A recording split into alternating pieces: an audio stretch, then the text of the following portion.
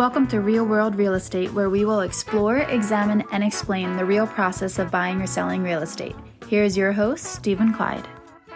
Hello, everybody. Stephen Clyde here, your host of Real World Real Estate with RE/MAX Preferred and RE/MAX at Cherry Hill. And today we're going to be interviewing Joseph J. Console, who's a founding partner of Console Matison law firm with a concentration in real estate law. And we're going to be discussing how the law applies to buying or selling your house. What does this 9-page contract entail? What does it mean to you? And why you should have an attorney representing you as you go through. Joe is a local South Jersey boy, born and raised in Voorhees. He went to St. Joe's Prep in Philadelphia. That's basically because he couldn't get into St. Augustine's Prep like me, but right. Undergrad from Temple and his JD from Rutgers Law. He started in land use and municipal law at Platt and Riso, and then founded his own firm. And we've been using him for our clients for a while now, and we're very comfortable with him, and he does a great job. So, Joe, thanks for joining us. Appreciate you being here. Stephen, thanks for having me. No problem. You want to expand on that little introduction I gave you a little bit and explain to everybody who you are and what you do? As Stephen said, Joe Console, my current firm's called Console Matison, LLP. We specialize in all aspects of real estate law, as well as probate and estate law. And my partner, Scott, is an excellent divorce attorney. We practice in Pennsylvania and in New Jersey. I've been practicing for 13 years now. Stephen mentioned I am from South Jersey. I cut my teeth at a small firm in South Jersey that does a lot of municipal representation. I enjoyed the land use piece of it. And when I went out on my own, I just started telling people that I was a real estate attorney. And that was in 2012.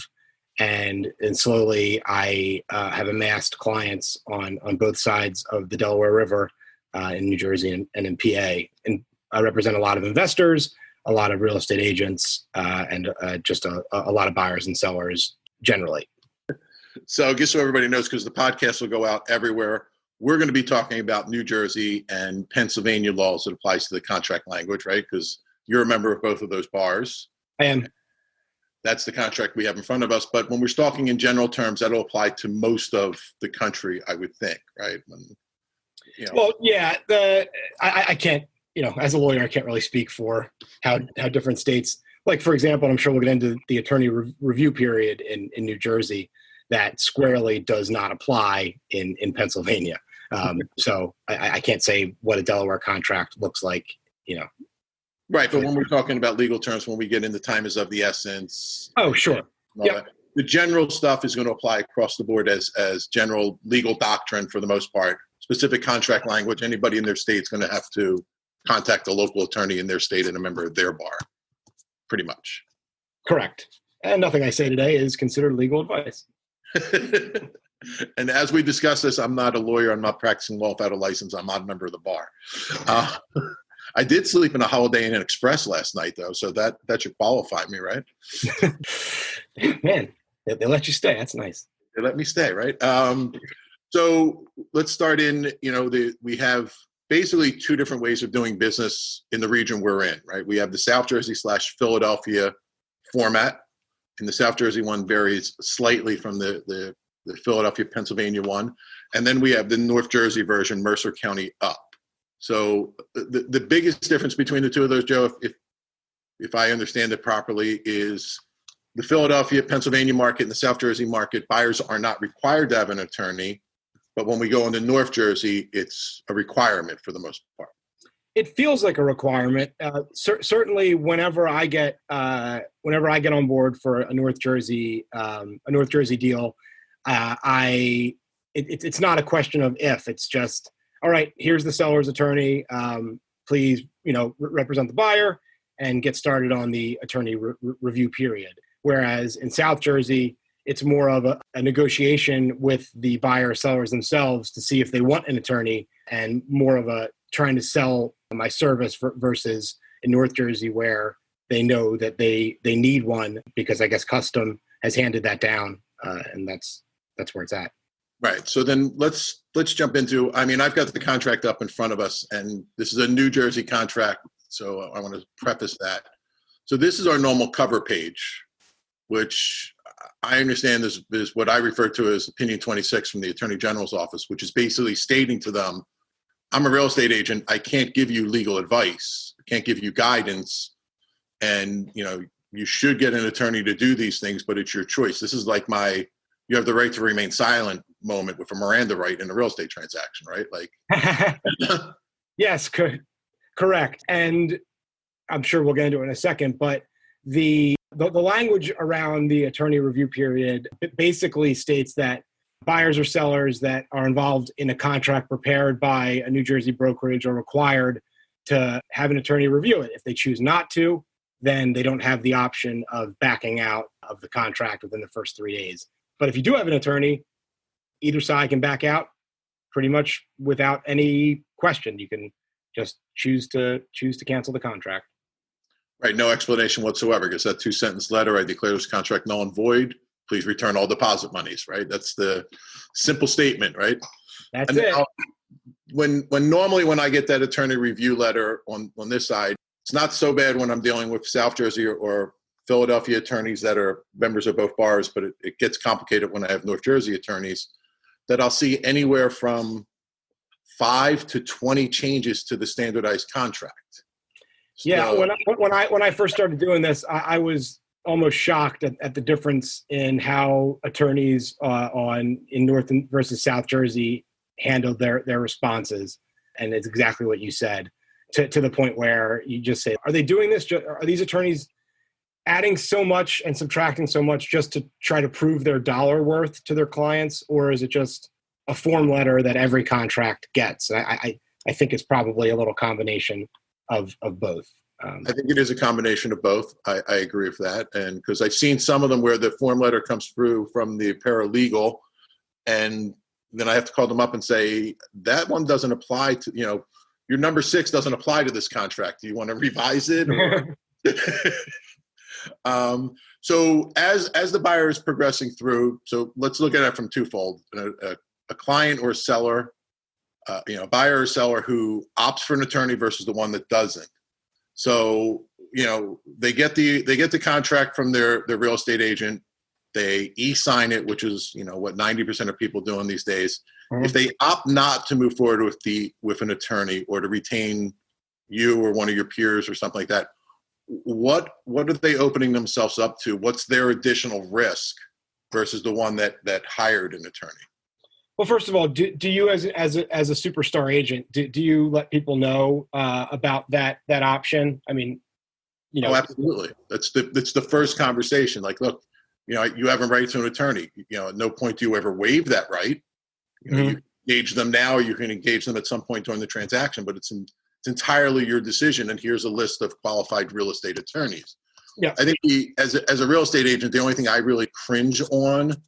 And I don't know how to say this without jamming anybody up, but I guess it's like, the medical field, right? They all went to the same school, but then they specialized, right? So a GP, lawyer who's doing wills and slip and fall cases and, whatever else he's doing during the normal day, and then decides that of the 30 things he's handling, he's going to do a real estate contract versus the attorneys that are real estate attorneys. I kind of cringe at the GPs that are doing this as one of 30 different things they're doing that day versus someone like yourself, that this is what you do and this contract back and forth. And I've sat at the table with both of those. I think the funniest one I had is I had a well-known attorney who was actually a mayor in a large South Jersey town representing a client, and he was making a dispute at the table. And while he was flipping through that contract looking for what he was disputing, the other attorney, who was a dedicated real estate attorney, wouldn't even do litigation, just came out and said, you're looking for paragraph X, but it doesn't apply because of this, because they knew that contract and that case law off the top of their head. So yeah, we advise them all. We don't push any clients either way. It's entirely the client's decision. Obviously, it makes my life easier if they retain an attorney, because I don't have to handle home inspection negotiations or reviewing title or surveys or any of that stuff. So Well, yeah, that's what I was going to get into. So in North Jersey, it's just de rigueur to expect that the attorneys for both sides will handle any point of negotiation along the way. Like you said, the inspection replies, any addendums, having to push things back. And as attorneys do, we just try to be, good mediators between people's emotions around the home purchase or the home sale and the other side, because, oftentimes people fly off the handle, and attorneys serve a good purpose there. In other situations, I find myself doing a lot of explaining contract language to buyers and sellers. And even for just thinking recently, I've had elderly folks that actually want me to be present at the closing table, because obviously not since COVID, but to speak about, to walk them through all of the documents they'll be signing, because they just want to feel comfortable that they know exactly what they're signing each time they sign it. And that adds, some time and effort on my part. But those are the kind of things that I think that we bring to the table in real estate transactions. And I think it's peace of mind for people too. Yeah, it's absolutely peace of mind. And it's a very complicated transaction, right? And, we all pray and hope that when we sign that initial contract, it's going to go smooth as silk all the way through. But as we all know, that's not the normal case. I mean, look, we're involved in one now, each of us for a client, where a dispute over who's getting a certificate of occupancy, right? I mean, it's clear to everyone on this side of the table reading it that it's the seller's responsibility, but obviously the seller's not reading it that way. So I see that's where you guys come in and clarify language for the most part. Well, right. The idea of, there being a dispute over something that seems clear to one side sort of doesn't take into account that there's a lot of emotions involved. And if in this scenario, you and I are totally correct about the seller's responsibility for the certificate of occupancy, if they're going to die on that hill, that may mean that you don't get the sale, your client doesn't get the property, and everyone leaves pissed off. So there's a little bit of an art, I think, on my end in terms of how to handle different personalities and people's, varying levels of anger at a situation that might not always, negotiations might be smarter than digging our heels in, at first, always. And then we see where it goes from there. Worked out, luckily. It seems like it. Yeah, well, it's working out. Let's not change that. But I agree with that, right? We all, I think, from the attorney's point of view, I mean, from the attorney's role and the real estate agent's role, or basically all the professionals involved, a lot of times our biggest task is to protect our clients from themselves, right? And like, as you said, remove that emotion from it. We're dealing with it from a business standpoint. It's a home to them. It's their personal home. It's where their kids grew up. It's where, their daughter left for marriage, or the son broke their arm, whatever it may be, all those memories and everything attached and that emotion attached to that house, they can't separate that out. It's our job to do that and give the counsel and keep them calm and relaxed during this. Yep. And we don't want like you said, once you dig your heels in and draw that line, it's hard to back off from it. So, all right. So the client signs the contract, they initial all the way through, we refer them to you, then you're going to take the contract and review it. And one of the things I see that I would think 90+% of attorneys strike, especially in a South Jersey contract, is time is of the essence. Yeah, so, isn't that weird that always happens? It's consistent. I mean, it's so. Let's talk. I went back and recently have started revising my buyer's letter to add a couple things, and I noticed from the very beginning the ones that I had cribbed from the first law firm I ever worked at had that striking of time is of the essence. The paragraph number was different. 11 years ago, it was still in there. So yeah. What is the importance of time is of the essence? How does that differentiate from striking it? What is time is of the essence if we put it in layman's terms and not legalese? So layman's terms, I would say the best way to think about it is, say, for example, what's a good example of something that might be a little fluid? The lender's mortgage commitment. Or So the home inspection time frame for scheduling purposes. Yeah, we'll say the lender's mortgage commitment is due 10 days. And the lender responds on the 10th day and says, I'll have it for you first thing in the morning tomorrow, and here's the reason why. The time is of the essence clause means that if anything is technically late by even a minute, then that triggers a breach or a potential breach in the contract. Meaning, if the buyer fails to provide their commitment, and it comes in at 12:01, that technically is a violation. Even though what we call in the law de minimis, meaning you barely missed the deadline, and therefore you shouldn't be prejudiced because of it. You did everything you could to make it happen, and for reasons beyond your control, it sort of just ran a little late. We strike the time is of the essence clause, and we really just rely on people's best efforts to get things done. And it doesn't automatically create a breach. It creates a situation where the lender says, I'm not going to have it to you by midnight tonight.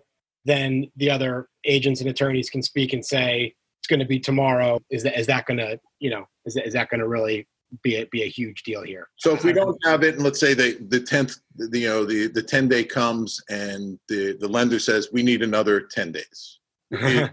Is that, once we remove time is of the essence, is that opening us up that there is no enforceability of the timeline? Or is there a guideline in the law that says, even though time is of the essence isn't there, you need to cure that situation within this time frame? Times of the essence, as I understand contract law, is really important for delivery dates. So closing would not be something that you could just haphazardly push off. Delivery of property and goods, I believe, is how the law thinks about that. But minor things along the way, I think won't suffer from removal of the times of the essence. But things like the closing date, even if you remove that, you still can't just randomly change the closing date, because that date is held to be sacrosanct. So then, I'm glad you touched on something, because, I went through a situation recently where the other side was demanding, 5 p.m. deadlines. And it's always been my understanding that the law looks at it as a day. Like you said, as long as you have it done before midnight of that day, that's count. You can't set a timeline in it unless there's something specific in the contract to that time, to a time in the day, right? Like, so. Correct. Yeah. The law in New Jersey is clear that 11:59 p.m. is still the day. You'd have to agree otherwise that, all communications must be received by, 4:59 on any given day. And it's not something that can be unilaterally created. And, your business is just one where real estate itself, a lot of people have jobs and they're not in a position to sit down, review things and DocuSign them between 9 and 5. And you get a lot of stuff that's stamped between 5 and midnight. And there's nothing wrong with that. So the day is the day. So if we say it's the 31st, you have until 11:59 on the 31st to finish that, or to deliver your task, or to complete your task or such. Correct. Okay. So then as we go in, and let's say we touched on the mortgage commitment from the bank. So as an attorney representing either side, when that commitment comes in, what are you doing with it? Obviously you're reviewing it, but what are the next steps? Meaning just reviewing it and make sure it's satisfactory, and then flipping it to the other attorney. That's correct. That's sort of what I do. And we keep the case on track in that sense, and that, I have an internal timeline that I'll share with clients where things are due. And, as they get sent to attorneys, we have everything time stamped, just so it creates a record of the transaction, which, attorneys are respected in the sense that if I had shown emails that I sent something, in time, the courts aren't going to question whether or not I was, forging an email or something like that.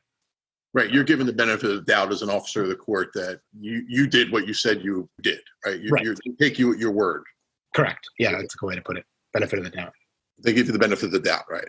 So then some of the other changes that I've seen is they always strike out the commission part of it, right? If either party doesn't close, we have the right to our commissions because they were earned when we signed the contract. That's always a strikeout. But what are some of the normal things that you strike from the contract or you change in the contract for a buyer? What should everybody be on the lookout for the most part? My most recent one from this morning. Let's see. Time is of the essence gets nixed. We always nix what we call automatic waiver language. That's paragraph 16. So what is automatic waiver language? So basically, in respect, when we're talking about the inspection contingency clause, the automatic waiver states that if a buyer fails to, so if you present your list of repairs to the seller, right, and he says, I'm not doing this, I will do this, I'm not doing this and this, and you fail to respond, by the minute that he expects you to respond, the automatic waiver says that you've therefore agreed with everything that the seller has said. Removing the automatic waiver basically says that the seller effectively countered your offer, and a response on your end is required. And so instead of you just defaulting and being held to determine that anything you didn't complain about is now your problem, this says that the seller has got to basically say, you failed to respond. I need a response by blah, blah, blah. If I don't get it, I'm going to consider this to all be, to you having okayed all this. So it's not automatic. The seller's got to give you an opportunity as the buyer to respond to what they said. So that's the old adage, he who was silent has said the consent? Right, exactly. You're basically reading that away? So we pull that out of the inspection piece. Okay. A couple other silly ones in this clause, paragraph D. We add that if the inspector's report is late and we can prove that we got it, we can extend the inspection time period. So that's something that I add. The inspection time period may be extended pending the receipt of the written inspection report from a qualified inspector. It gives the buyer a little bit of peace of mind that if their inspector is a day or two late, that the sides have the ability to negotiate that and say, we're going to work on it the second we get it. Although good inspectors don't ever appear to be late to me. You may have different opinions on that. But so basically, what you're saying there is if, in our contract, it defaults to 14 days if left blank, but some agents change it to 10 days. Yeah. These are calendar days. I'm talking about everybody, not business days. So as long as we completed the inspections inside that timeline, but we just haven't received the report back from the inspectors yet. Correct. We're not waiving that period, right? We didn't give Correct. it up. That's a more succinct way of saying that. Yep. Yeah. You don't lose it if you can prove that he went out there and inspected, and usually everyone knows when that happened because people have boots on the ground and they know an inspector came and that a report's pending. And then I would assume, this seems like a pretty narrow circumstance, but that the inspector would reach out and say, I'll have the report done, tomorrow or whatever, but I did complete it on this date. So before you go on to your next change, while we're on inspections, I want to touch base on this because this is one spot where Pennsylvania does differ from us drastically. But while we're still talking about New Jersey, I'm buying the house, we do the inspection, and there's $50,000 worth of structural and material defect repairs that need to be done. Significant. But the seller agrees to have those repairs all completed. I, as the buyer, in my understanding, as long as they say yes to everything that needs to be done, I have to move forward no matter how extensive those repairs are. Is that a correct understanding of it? Or in New Jersey? I know it's different in Pennsylvania. That the buyer has to move forward? Yes. Yeah. Your response presenting the list of repairs is a counteroffer, essentially, against the purchase price or a demand for repairs. And if they agree to it, that relocks you into the contract. I can't say I'm not happy with the repair. Well, and again, specifying New Jersey now, I'm not happy with the repair, so I'm not moving forward with the buyer. That option isn't presented to me in New Jersey, correct? Correct. And I've been down a couple rabbit holes in PA where to everyone but one buyer out of the husband and wife, everyone's happy with the repairs, but a deal gets like torpedoed because someone's not happy with how the wall was closed or the trim was replaced. And it turns into this whole thing where suddenly the shift of power is so strong. New Jersey doesn't put you in that position necessarily. So let's jump over to that. I don't know if it's a statewide contract in Pennsylvania or if it's our southeast region, Philadelphia, the surrounding suburbs. That buyer's granted 3 options, if I understand right, or how does their home inspection clause work? Right, get an accept, a cancel or the negotiation that looks like New Jersey, right, where we work out the repairs. Right. You get another 2 days to negotiate if you're not going to accept the seller's offer in Pennsylvania. You come back and you say yes, but no, but that sort of thing. Okay.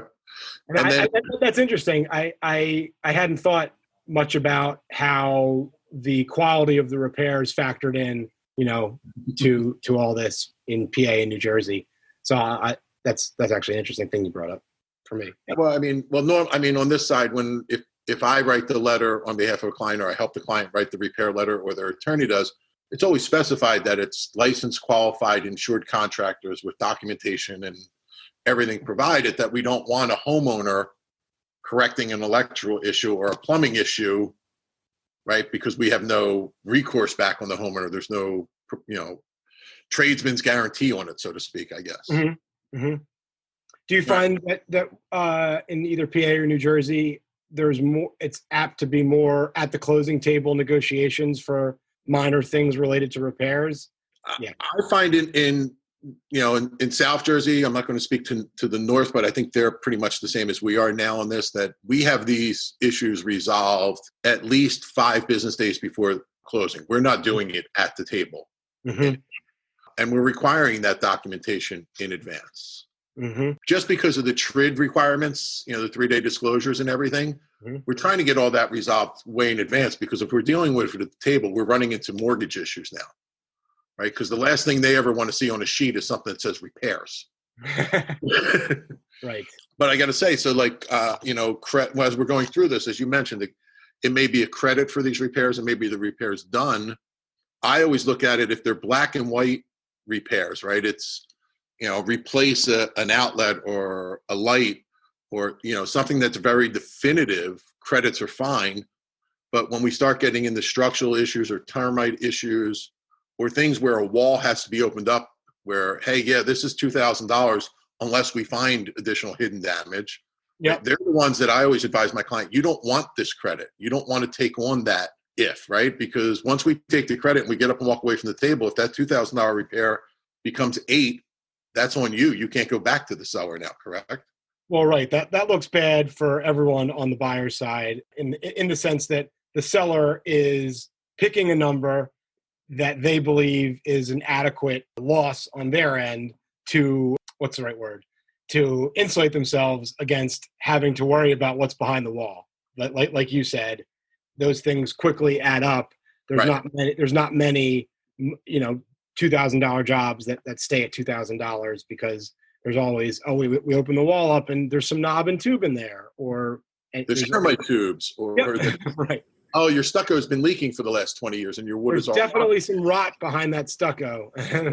How much that cost? How much does that cost? $25,000. Okay. Correct. Yeah, I've seen those, and that's why we, unless it's, hey, you're changing out an outlet, or you're replacing a faucet, or patching a pipe. Those simple jobs that we can say, yes, that is fixed. There's no additional hidden damage. Take the credit for that, not for the other ones. So, are you seeing anywhere, and I don't see it very often because nobody wants to do it, where there's escrows going in for these repairs? Because I know over here the title companies don't want to touch it unless it happens a lot. It happens a lot in Philly proper, but more so not for repairs. You're right. In Philly, there's a lot of issues around what's the actual outstanding water bill that's owed to the city. It might be that the city takes 3 or 4 weeks to give you a straight answer, and so at the point of sale, the what everyone comes up with is, let's hold 1.5 times what we think this bill actually is, and then so that sort of thing in terms of escrow agreements. But for the sales, I don't see it really often, if at all, in Jersey that I can think of. What is after you pass inspection? What's your next big change? All right, so we'll get past the inspections. So I guess just adding, let's go to paragraph 24.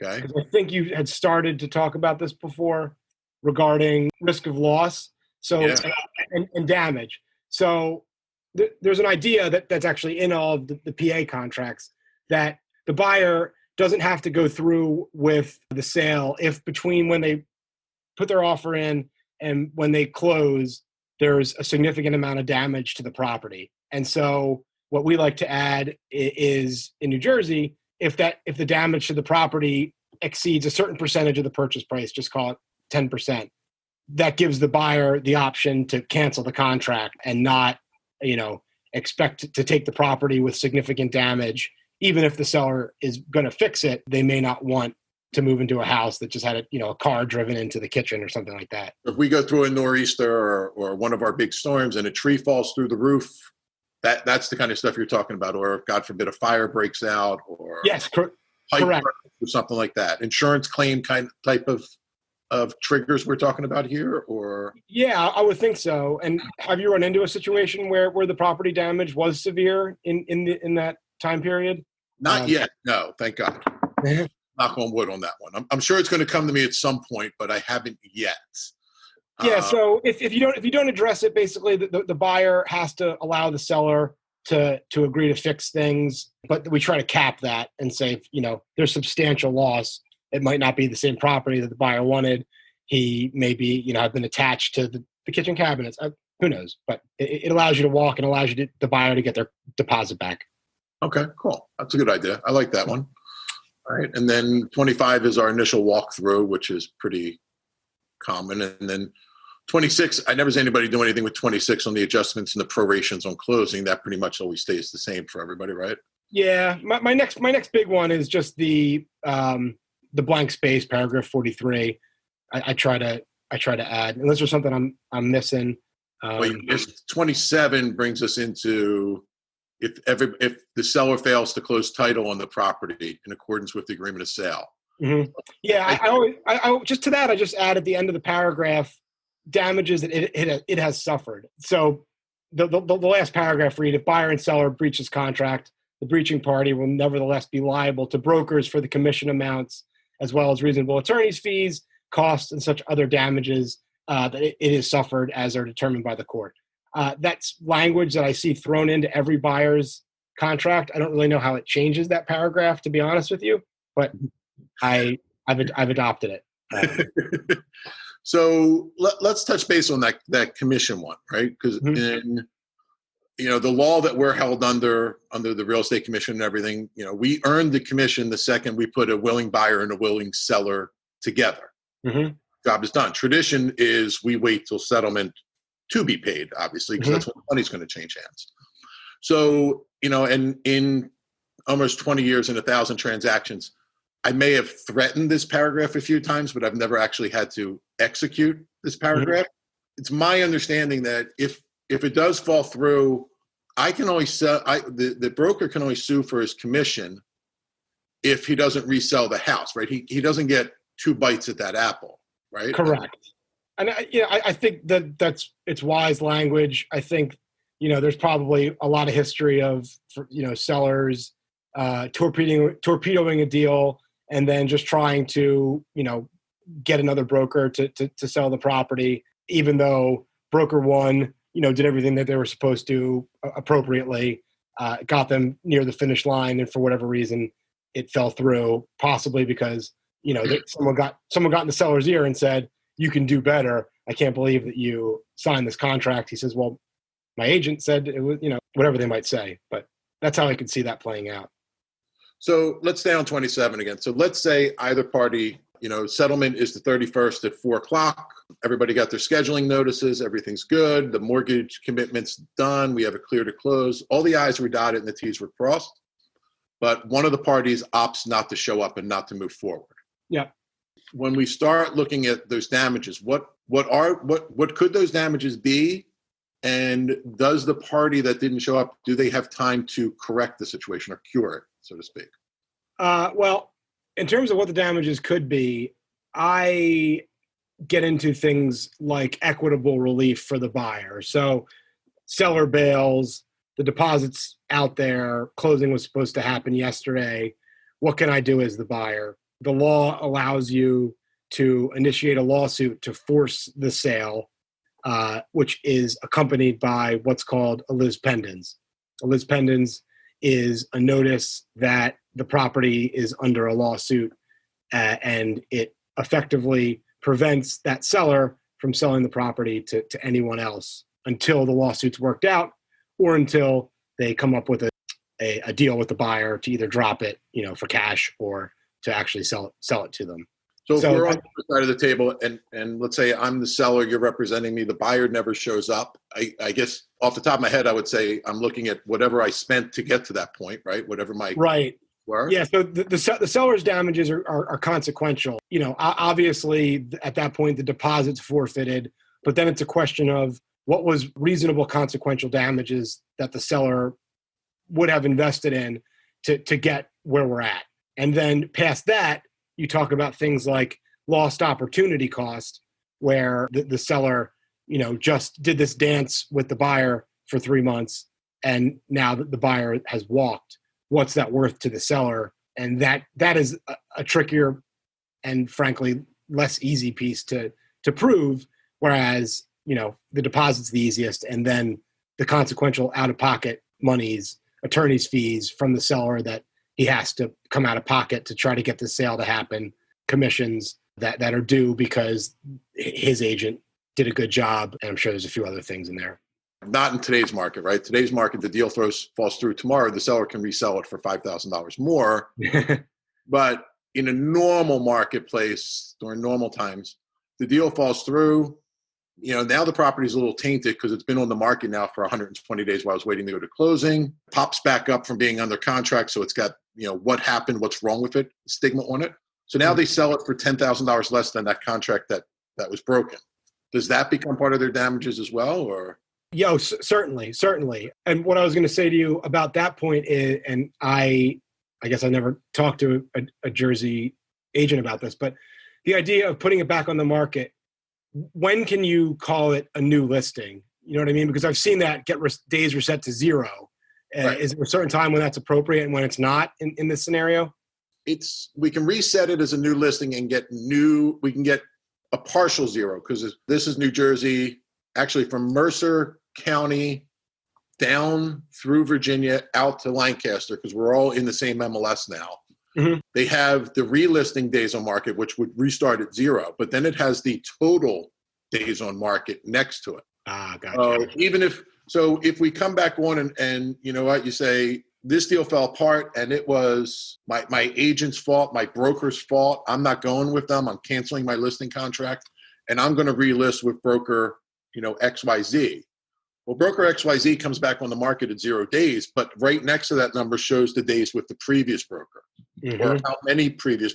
It's your total days on market. And I think what I've seen, you have to be off the market for over 30 days to reset both timelines. Gotcha. And I got to double check because the MLS is changing that all the time. And, we're getting new adjustments. Like, they changed the rules. We can't do exclusive listings anymore. Mm-hmm. Mm-hmm. We can, but we're not allowed to market it in any way whatsoever. So there's all new MLS rules that we can get into in depth that go way outside of this contract and kind of like what I call the inside baseball part of it. But let's stay on that relisting it, because this is something I experienced recently while we're touching on it. Okay. You're in the midst of resolving issues, or you hope you're negotiating to resolve the issues. And the other side says, no, we're just putting it back on the market again, but you still have a contract that's in force for another 10 days, mm-hmm. right? They don't have that authority across the board to arbitrarily declare the contract null and void just because you're hitting a deadlock in negotiations, right? And to go back on the market again. They don't. Certainly not. And I think that is less the purview of the law in New Jersey, so much as it is the ethical boundaries that realtors, the strict ethical boundaries that realtors are held to as being an agent. So it's more administrative no-nos that can cost you your license if they're severe enough, right. Not something that I could sue an agent for, but something that would be an easy one to bring up to the board in Jersey and have that attorney that agent scrutinized for acting inappropriately, because the MLS and the real estate commission, they're intertwined. So things that you put on the MLS as a real estate agent, that's your ethics on the line. Understood. Yeah. Okay. So, we're held to not quite the standard that you as a member of the bar are held to, but we do have a fiduciary standard and ethical standard that we have to live up to. And one of those is putting our client's interest at all times in front of our own. And then as we talk about that settlement, so, when the notice of settlement's filed, and I don't know if this applies in Pennsylvania or not, when that notice of settlement's sent to the county clerk's office, that kind of protects the buyer a little bit, right? It does. So that I don't know what happens to that for the days past the settlement date, but it certainly it will come up if you were just trying to sell it out from under the buyer that got so far as to actually filing that notice of settlement. Right. So let's say they breached and we have an unethical party on the other side and they try to resell it because, hey, the market moved in my favor and I can get an extra $50,000 from XYZ and I don't have to pay the commission, so I'm not going to settlement. When that new buyer runs their title, they're going to come up with your list pendants and the title company's notice of settlement. So that buyer is immediately going to be notified there's an issue here, right? Well, correct. There's a discharge form that has to be filed by whoever filed the notice of settlement, which discharges that notice of settlement. So that is what allows a new buyer's team to say, all right, we saw there was a notice of settlement for October 1st, but that was discharged on October 15th. So there's nothing in here that would prevent us from closing. There's no active litigation, that sort of thing. So my understanding, until that notice is lifted, well, and I assume it's the whole state, but again, I guess no South Jersey better than anything else, that it's 60 days on either side of the settlement date? Yeah, the way the law reads is either a notice of discharge or a 60 days from the date listed on the filed notice of settlement. Okay.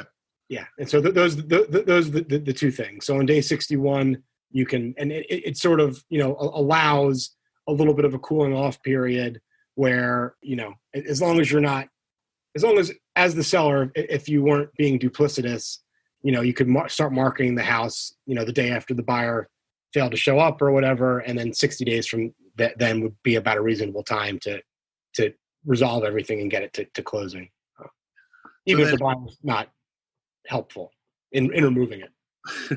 So I've had issues in the past where I had to call the bluff, so to speak, and it turned out not to be a bluff, where the other side says we're not going to close, and I do show up with my clients, and we get the notarized attendance document signed and filled out by the title company that we were here, ready, willing, and able to close.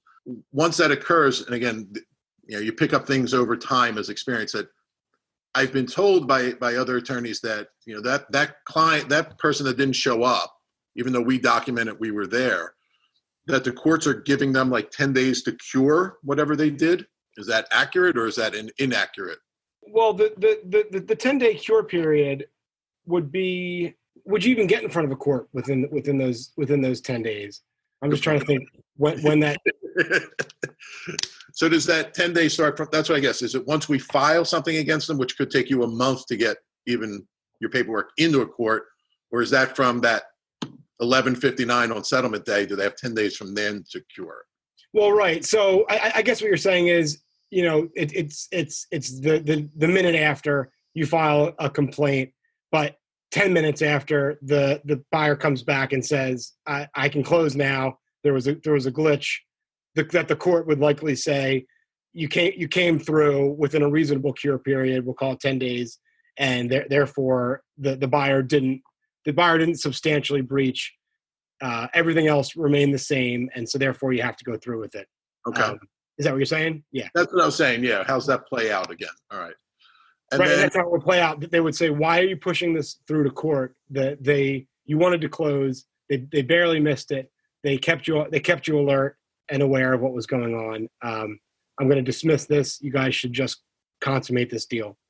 So then some of the other tests, because that covers most of the contract, the major important things, except for disclosures of who the agents are and the licensed professionals. And if there's an agent involved in the transaction, a licensed professional that's a buyer or seller. And, obviously when we're involved in the transactions, we're held to a higher standard than Joe Schmo Public when they're involved in the transaction because we're all licensed.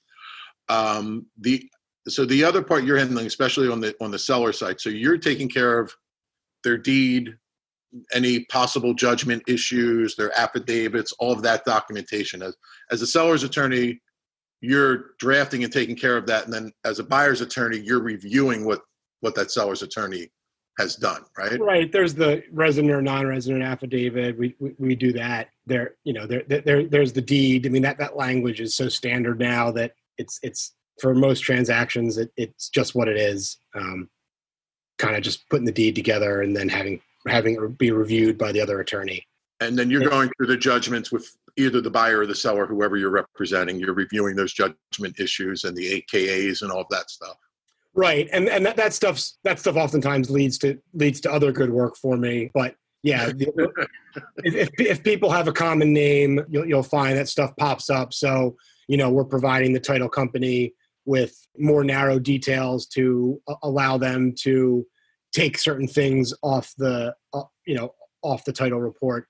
Reaching out to who we have to. There might be old mortgages that need to be satisfied that no one's responding. So the lawyer's got to jump in and try to shake a couple trees and make something happen. That's the kind of things we do with the title report. And then you're really not doing much with the mortgage documents on behalf of the buyer. You're just confirming that the terms and everything that they agreed to with the mortgage company are accurate, right? Because we really can't alter those documents at all. Well, right. It's just the scenario, like I said at the beginning, if the buyers want me there at closing to tell them, what a personal guarantee is, and just to walk them through and explain things, that's my only real involvement with that. I just assume people know what a mortgage is, but that might be just me, We joke with them a lot, saying, that entire 2 inches full of paperwork only says two things: you pay, you stay; you don't, you won't. Right. Yeah, but things like how late is late. Like, I feel like that's something that people don't necessarily get. It's not like your rent, where on day 6 you can get a lawsuit filed against you. That's not how it works with your mortgage. So there's a couple other pieces I think are good. And then I know there's a clause in our contract that says the seller is not liable to the buyer post settlement, but I would assume there are exceptions to that. That's not a blanket immunity, right, so to speak? Yeah. So what you're referring to would be like a seller's disclosure issues, where after the settlement occurs, it's learned that the seller was inaccurate or failed to include information about their property that if the buyer had known it, the buyer might not have bought the property or would have requested other additional repairs or changes and that sort of thing. And those lawsuits are difficult from an attorney perspective to prove. You need to prove. It's easy where the seller lies and says, I had the roof replaced in 2015 when really it was 1995. Those are easy. The more difficult one. Yeah, I had one in Cherry Hill once where, it had a beautiful brand new master bath, which was great. And that disclosure was marked off. There was never any flooding, plumbing issues. Everything was marked no, no, no, no, no. And then we came to find out that he had a $35,000 insurance claim for a broken pipe. And that's what created the new master bath. Mm-hmm. They fully failed to disclose that to us, right? Because we would have wanted more explanation on it. Was all the mold taken care of? Was damaged wood replaced? We would have looked for things that we wouldn't have looked for other than just, hey, you got a new master bath. That's great. And then I've seen agents where, you point that out to them saying, hey, you marked no here, but, we have evidence that should be a yes. And then I've seen agents that go back and try to redo and amend that disclosure. Is that legitimate, or is that almost admitting guilt at that point?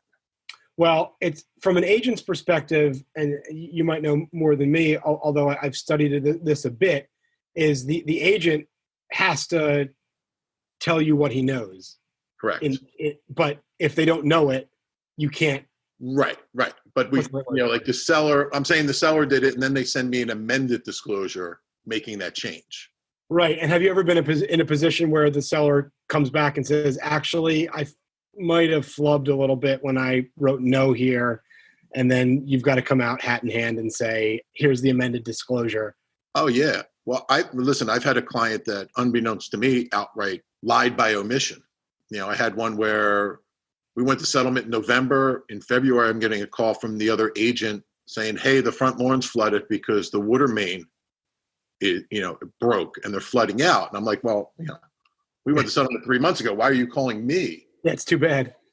We have a copy of a letter, that was certified from the water company that was sent to your client back in July that they needed to address this. Mm-hmm. And my clients never put that in their disclosure. So, that was, luckily I had a client that I don't remember what their reasoning was, but they backpedaled a lot and they paid for the repair. Mm-hmm. But I think they paid for the repair because they were concerned over fraud charges. Right. And I've seen that go all kinds of ways. A situation where the seller lives in Florida, according to him, 6 months out of the year. And the notice that there was a water main break came to him, was mailed to his New Jersey address that he was trying to sell while he was in Florida for 6 months. So he never got it. Everything was done remotely. Right. And you're suddenly like trying to prove to the court that because you didn't because you might not have checked your mail, you aren't responsible for, having told the buyer, that there was a letter that got delivered to the house, and the court's got no sympathy for that.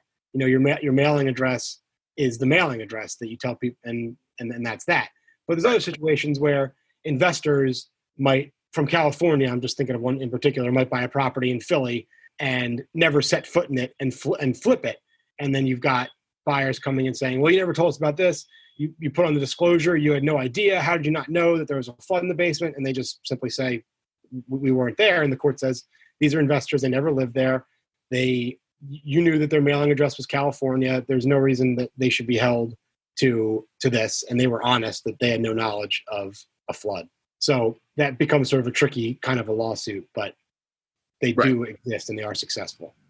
Right. And you're right. As an agent, we have to give full disclosure, especially once we've received constructive notification, that it's not a rumor or something. I have to confirm that it's true or not, but we are held to a higher standard that I can't just say I took my client at his word. Mm-hmm. I'm required to do that investigation and confirm. Mm-hmm. Did I go to the construction office and check on those permits, or did I look into this further? Because just saying, well, that's what they told me doesn't get me as a licensed agent a get out of jail free card.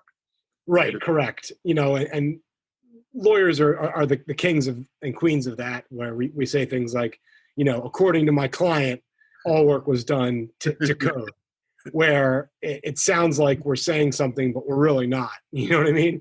We're just saying that's what they told us, and all we're telling you is what they told us, meaning that I didn't go ahead and confirm any of what I'm about to relay to you. So that trigger, and I've heard other agents use this claim, especially when it's a disclosure dispute, that it's consumer fraud. But is it consumer fraud if the seller does it or if the professional does it? Where does that come into play? It's every single seller's disclosures lawsuit contains that count. I think because if successful, it allows you to triple your damages. From what I've seen, it usually gets thrown out because I don't think that the seller himself can be held to that. I'm not so hip on all the ins and outs of the consumer fraud act, right? But I find that they usually do it because I put my signature on that too as the seller's broker. Uh-huh. So I usually think they're trying to get me for that side of it, right? When I say me, I mean a licensed agent, not me. I've never been sued in this business, so. Right. So maybe it triggers your insurance, and then someone settles out, kind of a thing. Yeah, all right. They know I've got $5 million in E&O insurance, so they're trying to trigger that because my signature's on the document and I attested to it. Mm-hmm. We're at the table. You review all those documents with your buyer or seller, and then it's just a handshake. You're there just to make sure that they don't go down, they don't expose themselves to anything legally, and that they fully protected themselves under the law from either side of the table, right? Right. It's helpful in the sense that if I'm there, any questions that come up don't get swept under the rug. They get answered to a level of satisfaction. And it eliminates the possibility that people can claim that there was confusion or any kind of sneakiness at the closing table, which oftentimes can devolve, as I'm sure you're aware, into arguing and bickering, and oftentimes just extended periods of boredom where you're waiting for things to happen outside of the office that you're in. But I think having an attorney there is smart from that perspective too. And usually it's nothing material; it's something stupid. Yeah, sure, right. I might argue that a lot of the bickering is not material and just stupid. But I agree. It's how I make my money. So. Yeah, I mean, I always look at every situation. A buyer wants to buy, a seller wants to sell, and everyone else wants to get paid. So why are we fighting, right? I mean, we can debate things and argue certain aspects of things, but once we get to a resolution, we should put that beside us and move on, right? I mean, there's a lot of attorneys that should not be a real estate attorney dealing with closings because they are a hammer looking for a nail and want to flex their muscle at any chance they can, which turns them into obstructions to the deal and not someone who's assisting the deal. And you're not being a trusted professional. They're just trying to justify their worth at that point. Yep, and just show how tough they are, make everyone know who the attorney in the room is. I think my personality, which doesn't have that piece of it, I'm not a trial attorney, I think suits this particular niche well that I found myself in. Well, I always joke, even when I'm training other agents on the team, that, I use the Patrick Swayze from, Roadhouse approach, right? Be nice till it's time not to be nice. Mm-hmm. But once you get past that point, go back to being nice again, right? It's over. All right, cool. I think that covered a lot. If anyone listening to the podcast is entering into a transaction in New Jersey or Pennsylvania, and they want to seek your counsel and your representation, what's the best way for them to contact you and reach out to you? Our website is consolematison.com. My last name is Console, like a computer console, Console. My partner is Matison, Matison.com.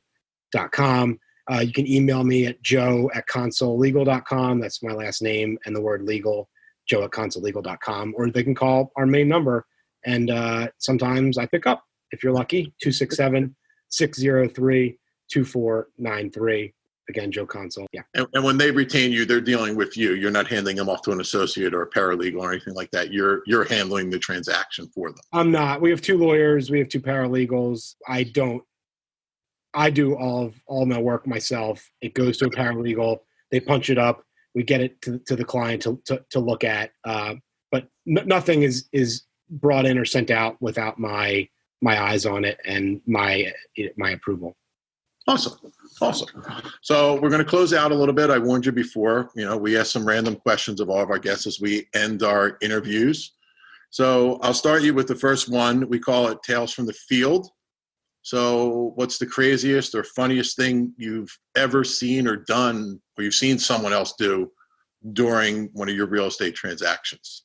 And you primed me a little bit prior, but not enough time to actually come up with a great response. Although thinking through as we were talking, I've got one, and it's about underground fuel storage tanks. Have you ever dealt with underground fuel storage tanks? So a family member of mine lived in Washington Township for a while. They bought the house in the early aughts. They bought it from someone who had owned it since the 80s, and they sold it a couple of years ago. They make the sale. The time goes by, and they get a letter from an attorney saying, my client went to do some landscaping, and there's evidence that there's a fuel tank buried underneath. This was your duty to tell us about it. Here, we're going to sue you for this much plus this much. Can you send us a check for $12,000 so we can have this removed? We pull the whole record of the file. We have, from the year that my family bought it, we have a letter from an inspector who came out, inspected the property specifically for the fuel tank, and stated on the inspection that there is no fuel tank on the property. It was removed. And the reason that happened is because the seller from the 80s, they said we had a fuel tank in the 80s, but the block turned to gas, so we had that removed. And of course, at the time, it was like, well, we need some proof of that. And so the inspection was done, paid for, and the company said there's no fuel tank. It's as clear as black and white.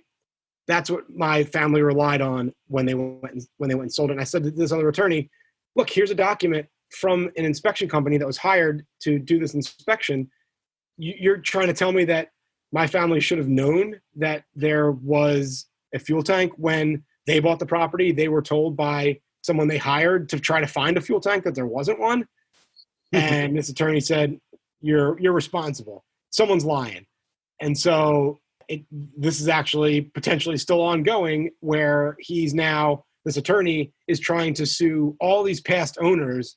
Imagine owning a property 40 years ago, paying for a fuel tank removal, and then, out of the blue being told that it wasn't removed, and we don't even know if it's actually there. It wasn't removed, and any leakage that happened since 1989 or 1987, whatever it is your responsibility because you lied when you sold it. So it's just a weird situation that is accusing folks of being dishonest who don't have that bone in their body, and it just shows you how things can get ugly quick. They do. I actually had one. Underground storage tanks are nasty, and I advise all buyers and sellers to proceed with extreme caution. The financial ramifications of one of those tanks leaking could be catastrophic for anyone. I had one in the Pinelands. Luckily, this particular seller had a tank insurance policy, which you can't even get anymore. The insurance companies figured out that this is a bad deal for us. But he was fully insured, luckily. And it had a pinhole leak in it in a sandy soil with a high water table. But what was amazing to me is when they took that tank out of the ground and sent it back for forensic study, they knew what shift it was welded on, who the welder was, how long that pinhole's been there. Mm-hmm. And then the insurance company went back through that chain of ownership and went, okay, you owned it for 10% of this time. You're on the hook for 10% of this cleanup. They went back to the chain of ownership and tried to see. Wow. And I guess it carried a little bit more weight because once it touched the water, the injured third party becomes the state of New Jersey. Right. And so that's what's happening here is they're claiming, well, you know what? We could report you because we believe there's an underground water table that was affected by this. And if that's the case, here's what's triggered. And you're not allowed to waive knowledge. Just the fact that you own the property while it leaked is enough for you to be in trouble for it. Yeah. And there is some truth to that. Although there is also some exceptions for strictly residential purchasers who can prove they had no knowledge. There's been some recent case law that has allowed those folks to get out from under the New Jersey state piece of that. But you can still be civilly liable to the new buyer, which I'm not. Yeah, so it's scary. Make sure you get a tank sweep, you get the documentation. If they said they removed it, make sure they did it with permits and got all their documentation back. And unfortunately now, though, we used to, on every clean pull 10 years ago, we'd get a no further action letter from the state. But now they only issue the no further actions if there was a cleanup triggered. There is no further action on a clean removal. So I guess there was a time when converting to gas was just a very popular thing. So that's why this comes up so often. Yep. And I would love to meet the person that thought it was a great idea to put steel tanks underground filled with a contaminant, because they would rust. I would think they would rust. All right. So before we close out, we'll give you some of the easy stuff. So, Joe, what is a noise that you love and a noise that you hate? A noise that I love. How about bacon sizzling? Ooh, good one. That to me is a good noise. I'm getting hungry for lunch just thinking about it. And noise I hate might be my 3-year-old son's whiny voice that he's in a habit of deploying for no reason or any reason right now. 3-year-olds are persistent negotiators, aren't they? I should hire them all to be on my team because they do not take no for an answer at all. He's so good. It's like he can repeat himself for an hour straight. I want a snack. I want a snack. I want a snack. And at some point, you're just like, well, maybe he deserves that snack. He put in a lot of time to get it. So let's do another one. You're walking through the family room. The kids aren't controlling the TV with Paw Patrol, and there's a movie on, and no matter how many times you've seen it, you're going to sit down and watch it no matter what point of the movie it's in? Ooh, I did that. Although I probably wouldn't have thought this, but I caught the second 2/3 of The Godfather the night before last, and I once I started, I was like, every scene's amazing. So what am I going to do? And so I ended up the original Godfather. I ended up playing through that whole thing. So that's fresh in my head. I hadn't had cable for a while, and I got YouTube TV to get back in with the sports that are coming back now. And now I'm actually back to flipping through channels. So I like catching stuff. So I'll stick with The Godfather. All-time favorite movies, probably Pulp Fiction. They're both great, and I can sit down for either one, no matter, even if it's the last 10 minutes or the first 5 minutes. I'll sit down and just dive in. Especially, I love Godfather 1, but definitely Godfather 2. When it's so good. All in Italian. It's amazing. It's absolutely amazing. And as every male in America, we always quote either Godfather movie, right? my dad uses the leave the gun, take the cannoli line. I would say every time that I see him. Knowing your dad, that one does not surprise me at all. He's giving me an eggplant parmesan. He substitutes cannoli with eggplant parmesan. And you're in between appointments. You're in your car. There's that one song that comes on that you crank up and you jam to it and sing out loud, no matter what it is. It's like I'm gonna go with a local favorite. And I'm gonna say Rosalita by the Boss, Bruce Springsteen. Nice. Yeah. So good. That is a good one. So what's on the bucket list? What's that number one item on the bucket list? My wife and I were 2 years ago was our fifth year anniversary. We were going to do 2 weeks in Portugal. It didn't happen. We rescheduled it for this April, bought everything, had everything booked. We're so excited. And then, I'm not saying woe is me because we got all our money back, but that was the bucket list, was to just go to a country we hadn't been before, to, neither one of us had been to, and spend some time together. Our lovely mother-in-law, my mother-in-law, her mother was willing to watch the kids as a, sort of a anniversary present to us. And, we were so excited, and that, like if not a lot of people have suffered a lot worse. So I'm not complaining in that respect, but no, I know, but it's a big hit no matter what, right? It's not a financial hardship, but it's an emotional kind of hardship, especially for an anniversary thing that gets postponed like that. As the days ticked by, March 19th, 20th, and we're like, what's going to happen? And at some point, it was just a foregone conclusion that we were done. So I would say the bucket list would be to re-engage that when appropriate and get back on the road. So I think I know the answer to this one. I'm pretty sure I do. So what's that one thing about Joe Console that, unless someone knew you personally, they wouldn't know is an obsession of yours? Could it be the rock band Fish? Is that what you're going to say? That's what I was going to say. Yeah. That's an obsession of mine. I've clocked about 140 shows so far. A small but not insignificant with your daughter. Yeah. And an even slightly larger slice with her husband. You guys are missing one in August, right? Next month you were supposed to have one in AC, right? Three. Supposed to be three. Oh, three. I'm sorry. I was supposed to see 2 in Hershey and 3 in Atlantic City, and that's hopefully they're rescheduled for next year. Hopefully that's what happens. So your final question, then we'll let you go because I know you're busy. You got to start billing people by the hour to make some money there. But I'm not billing right now. You're doing it right now, right? So if heaven does exist, what would you like to hear God say when you arrive at the pearly gates? Oh, geez. All right. Well, we'll ignore how I might feel. Said, oh, geez. We'll ignore how I might feel about that personally. But I think something along the lines of, Joe, you were kind to everyone you met as a default. And I'm hoping that that's good enough in a world where God doesn't care what my belief system is. If I can operate from a place of kindness and gratitude, I'm hopeful that there is no benevolent God that would have a problem with me. And so I agree with that one. I think that's right. I think if God does exist and heaven exists, I don't think he's worried about the churches and the man-made stuff, that we live our lives, that we assist those lesser among us, and we love and treat our neighbors and those around us the way we would want to be treated.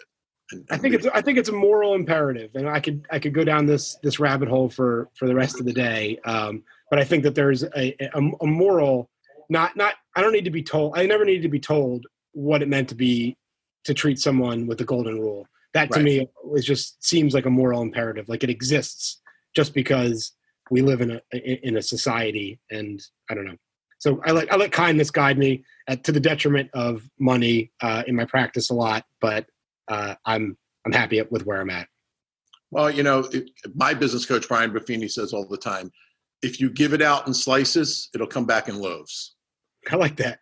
I still believe in that, right? That sometimes you do things that either cost us money as professionals, or they definitely don't make us money, and we're not looking for the payback, but then out of nowhere, when we're least expecting it, that payback, that return comes from it, even though we weren't expecting it. Mm-hmm. Yeah, I got a mentor that, what was his quote? I'd rather have a fourth of a watermelon than an entire grape, kind of a thing. That's a good idea. Yeah, that's another good one. Yeah, absolutely. Well, I had a blast with you. Can't wait over the summer. I'll probably go crash in your Ocean City house next month, maybe. Yes, bring the party. We'll be there. Absolutely. And then anyone out there listening, you had the contact information earlier, but Joe's a great real estate attorney, all of Pennsylvania and New Jersey. He covered both states completely. Highly recommend them and entrust them with our clients. So I have no problem recommending and telling you to reach out to them if you're entering into these transactions or you have any questions. Thank you, a lot for your time. I know you're busy and swamped, especially at the end of the month like this, like we are, and I really, really do appreciate it. Put my contact in the show notes. That's something they always say on podcasts, right? It'll be in there. So everybody, keep notes. Take care, Joe. Take care and be safe. And keep me posted on the Atlantic City deal. Will do. All right. Thanks. Thank you for tuning in to this week's episode. If you would like any additional information, please contact us at Teamclyderealtors on Instagram or Facebook, or you can send us an email at Steven@Teamclyde.